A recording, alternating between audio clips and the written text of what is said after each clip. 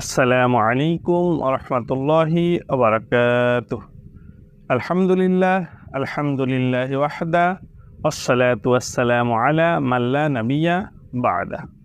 সম্মানিত দর্শক শ্রোতা, আজকে আমরা আপনাদের সম্মুখে সুনান তিরমিজির ১৩ নম্বর হাদিসের সরল অনুবাদ নিয়ে উপস্থিত হয়েছি। কাজেই আর কথা না বাড়িয়ে আমরা সরাসরি চলে যাচ্ছি সুনান তিরমিজির ১৩ নম্বর হাদিসের সরল অনুবাদে।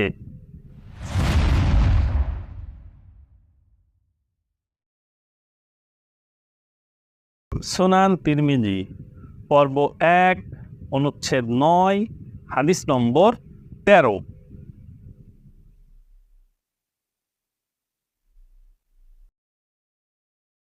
হুযায়ফা রাদিয়াল্লাহু তাআলা আনহু হতে বর্ণিত আছে, নবী সাল্লাল্লাহু আলাইহি ওয়াসাল্লাম কোনো এক সম্প্রদায়ের আবর্জনা রাখার স্থানে আসেন এবং সেখানে দাঁড়িয়ে পেশাব করেন।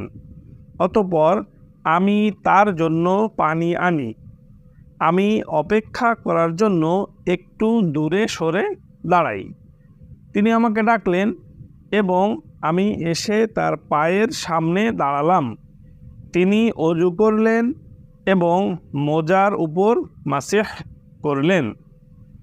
হাদিসের সনদ সহিহ বা বিশুদ্ধ। প্রিয় দ্বীনী ভাই এবং বোন, আজকে আমরা আপনাদের সম্মুখে সুনান তিরমিজির ১৩ নম্বর হাদিসের সরল অনুবাদ উপস্থাপন করলাম। পরবর্তী হাদিসের সরল অনুবাদ নিয়ে যথাসময়ে আপনাদের সম্মুখে উপস্থিত হব ইনশাআল্লাহ। আমাদের আজকের এই সুনান তিরমিজির ১৩ নম্বর হাদিসের সরল অনুবাদের ভিডিওটি যদি আপনাদের নিকট ভালো লেগে থাকে, তাহলে শেয়ার করার মাধ্যমে অন্যদেরকে দেখার সুযোগ করে দিন। পাশাপাশি আমাদের এই ইউটিউব চ্যানেলটিকে সাবস্ক্রাইব এবং ফেসবুক পেজটিকে ফলো দিয়ে রাখুন। তাহলে আমাদের এই চ্যানেলের আপলোডকৃত সকল ইসলামিক ভিডিও খুব সহজেই আপনি পেয়ে যাবেন ইনশাআল্লাহ। সম্মানিত দর্শক মণ্ডলী, বিশুদ্ধ ইসলাম প্রচারের স্বার্থে আমাদের ইউটিউব চ্যানেলটিকে সাবস্ক্রাইব এবং ফেসবুক পেজটিকে ফলো করার অনুরোধ জানিয়ে আজকের মতো সুনান তিরমিজির সরল অনুবাদের ভিডিও এখানেই শেষ করছি।